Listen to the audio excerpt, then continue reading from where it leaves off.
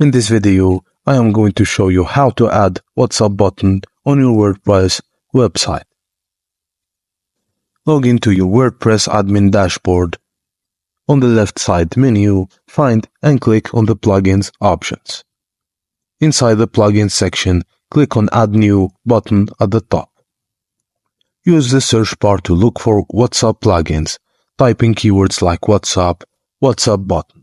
For this, we're gonna use this one, WP Chat. Once you've chosen a plugin, click on the Install Now button next to it. After the installation is complete, a new button will appear in the same spot as Activate. Click on it to activate the plugin on your WordPress site. Most plugins will add a setting page either under the settings menu or directly on the WordPress dashboard menu.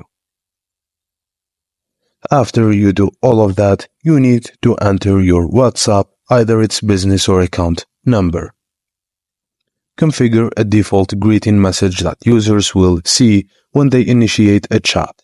This can be a simple welcome message or an instruction on how they can proceed. And that's it, guys. Thank you for watching, and please don't forget to like and subscribe for more.